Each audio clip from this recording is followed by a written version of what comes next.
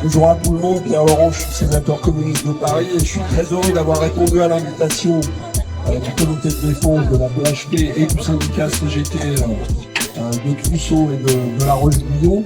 On veut dire vous apporter un soutien total aux luttes que vous menez. On sait que la situation est extrêmement difficile, que l'hôpital est en permanence sous tension, que les personnels font face dans des conditions qui sont de plus en plus déplorables. Et au lieu de prendre la mesure de cette situation, on a un gouvernement qui continue à nous expliquer qu'on va faire face à cette situation avec des moyens qui augmentent très peu, voire qui reculent.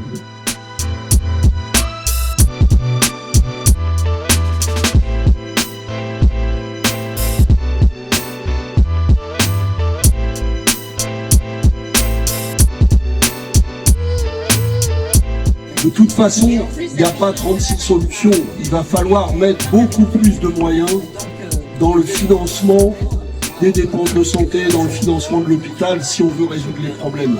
On nous dit souvent du côté du gouvernement, j'en parlais avec Isabelle, que c'est pas un problème de moyens, c'est parce qu'on n'arrive plus à recruter les personnels. Mais pourquoi on n'arrive pas à recruter les personnels? Ou pourquoi certains démissionnent? Précisément parce que les conditions de travail ne cessent de dégrader, parce que les salaires ne sont pas au niveau. Parce que quand on est dans une ville comme Paris et qu'on travaille à Trousseau, on ne peut pas se loger dans Paris au prix des loyers. Donc on vit à des heures de transport de l'hôpital. Et tout ça fait des enchaînements qui fait que les conditions de travail ne cessent de dégrader. On fait travailler les personnels maintenant sur des durées de 12 heures pour pouvoir essayer de faire face au manque de personnel. Du coup on épuise le personnel.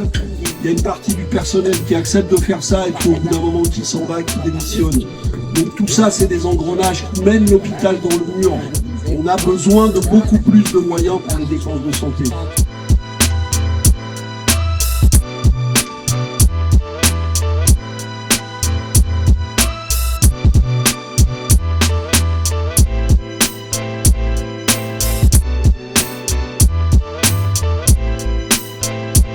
Je suis venu à Trousseau il y a 4 ans à peu près, mais tout le diagnostic de la situation de l'hôpital, il était déjà là. Toutes les difficultés, on les connaissait déjà.